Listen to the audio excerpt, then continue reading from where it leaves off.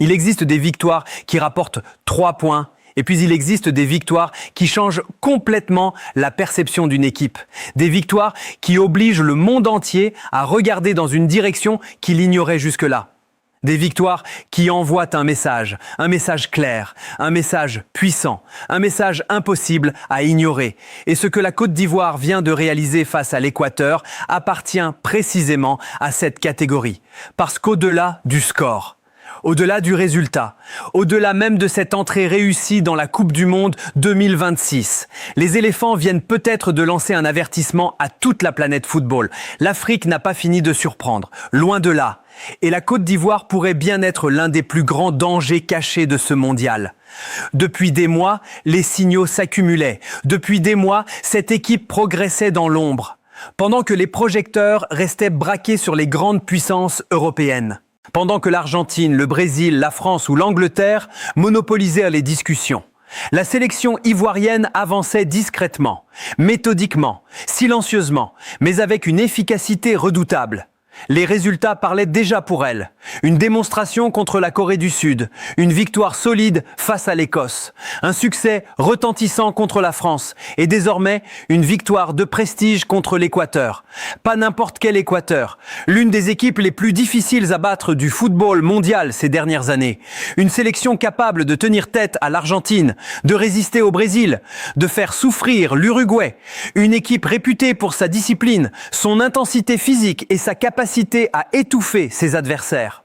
Et pourtant, sur la pelouse américaine, ce sont les Ivoiriens qui ont imposé leurs lois. Ce sont les éléphants qui ont semblé les plus sereins, les plus dangereux, les plus convaincants. Contrairement à ce que certains tenteront peut-être de raconter après coup, ce succès n'est pas le fruit du hasard. Il n'est pas le résultat d'un simple exploit isolé. Il est la conséquence logique d'une dynamique exceptionnelle. La première période avait pourtant laissé place au doute. Les deux équipes se rendaient coup pour coup. L'Équateur affichait ses qualités habituelles, sa puissance, son agressivité, sa capacité à se projeter rapidement vers l'avant. Mais la Côte d'Ivoire répondait. Mieux encore, elle se créait les occasions les plus nettes. Elle montrait davantage de maîtrise dans les zones dangereuses. Elle faisait naître une impression subtile mais persistante. Cette impression que quelque chose était en train de basculer. Puis vint la seconde période. Et là, le rapport de force changea complètement. L'Équateur disparut progressivement du match. Ses attaques devinrent plus rares. Ses offensives moins dangereuses. Ses certitudes commencèrent à s'effriter. Pendant ce temps-là, les Ivoiriens prenaient le contrôle. Ils gagnaient les duels, ils récupéraient les seconds ballons, ils imposaient leur rythme, ils dictaient le scénario. Comme une équipe qui refuse de jouer le rôle de l'outsider, comme une équipe qui commence à croire à quelque chose de beaucoup plus grand. Et c'est précisément ce qui impressionne, parce que cette victoire possède une dimension psychologique immense. Lorsque Nicolas Pepe manque cette énorme occasion en première période, beaucoup d'équipes auraient pu vaciller, beaucoup auraient laissé le doute s'installer, beaucoup auraient commencé à subir. Pas cette Côte d'Ivoire. Cette équipe a continué d'avancer, elle a continué de jouer, elle a continué de croire. Et lorsqu'elle a finalement trouvé la faille, on a eu le sentiment qu'elle récoltait simplement ce qu'elle avait semé pendant toute la rencontre. Le plus impressionnant reste peut-être ailleurs, dans la jeunesse, dans l'énergie, dans le potentiel presque illimité de cette génération. Quand Amad Diallo est entré sur la pelouse, le match a changé de dimension. Ce n'est pas seulement parce qu'il a marqué, ce n'est pas seulement parce qu'il a été décisif, c'est surtout parce qu'il a incarné quelque chose de beaucoup plus important. Il a incarné l'avenir de cette sélection ivoirienne. Un avenir qui n'attend plus son tour. Un avenir qui est déjà en train de prendre le pouvoir. À seulement quelques minutes de son entrée, Amad Diallo a apporté ce que les grandes équipes recherchent constamment dans les grands tournois, de l'efficacité, de la spontanéité et de la personnalité. Car dans une Coupe du Monde, le talent ne suffit pas. Des joueurs talentueux, il y en a partout. Mais des joueurs capables d'entrer dans un match à haute intensité, sous pression, face à un adversaire redoutable et d'avoir immédiatement un impact sur le résultat, ils sont beaucoup plus rares. Et c'est précisément ce qu'a réussi Amad Diallo. Son entrée a rappelé une vérité fondamentale du football moderne. Les grandes sélections ne se construisent pas uniquement avec leurs titulaires. Elles se construisent avec la qualité de leurs solutions, avec leur capacité à changer le cours d'une rencontre depuis le banc, avec cette profondeur d'effectif qui permet de maintenir le même niveau d'exigence pendant 90 minutes. Et dans ce domaine, la Côte d'Ivoire a envoyé un signal extrêmement fort. Car Amad Diallo n'est pas un cas isolé. Il fait partie d'une génération qui arrive avec une confiance impressionnante. Une génération qui ne semble pas intimidée par l'événement. Une génération qui ne joue pas comme si elle participait à sa première Coupe du Monde. Une génération qui joue comme si elle appartenait déjà à ce niveau. Et lorsque l'on observe Ousmane Diomandé, cette impression devient encore plus frappante.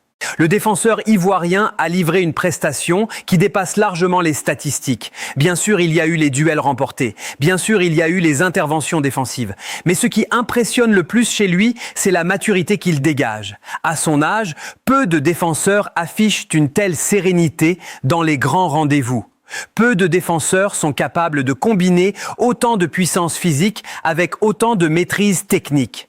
À plusieurs reprises, il a donné l'impression de contrôler les événements, comme s'il jouait avec plusieurs années d'expérience supplémentaires, comme s'il refusait tout simplement de subir la pression.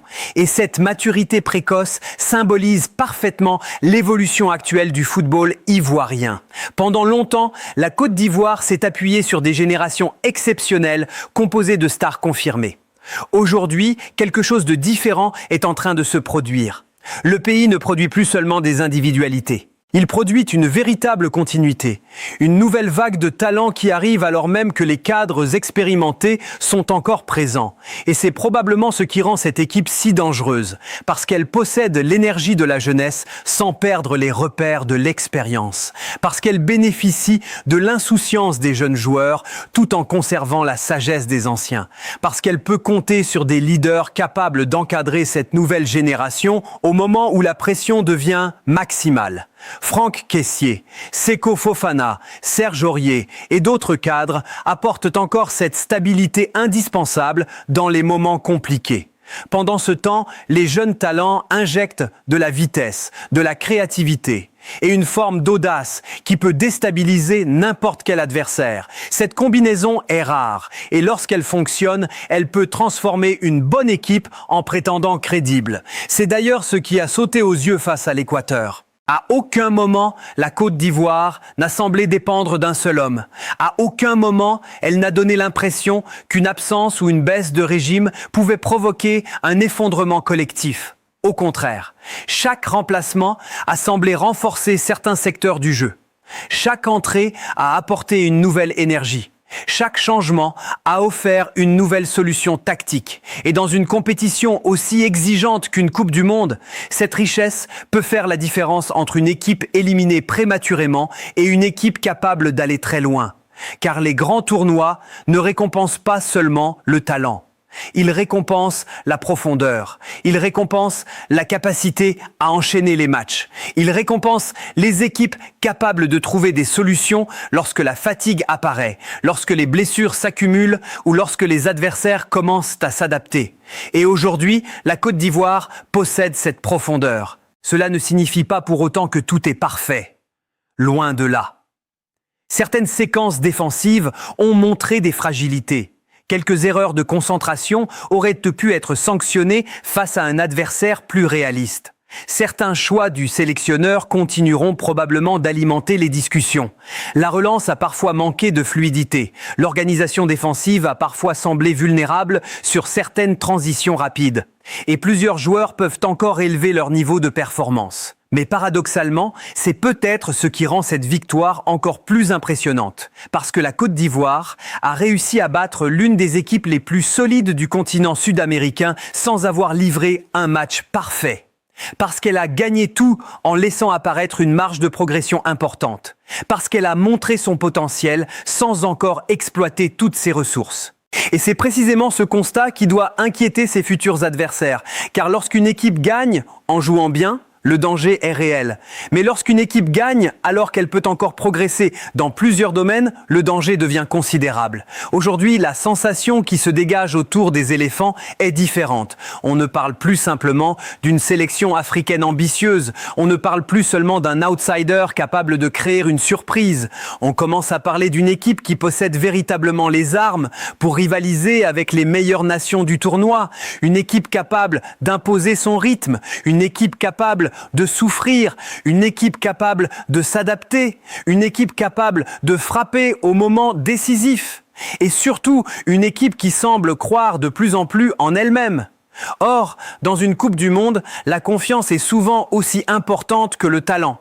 Parce qu'à mesure que les victoires s'accumulent, les convictions grandissent, les doutes disparaissent, les automatismes se renforcent et les limites que l'on croyait infranchissables commencent soudainement à reculer.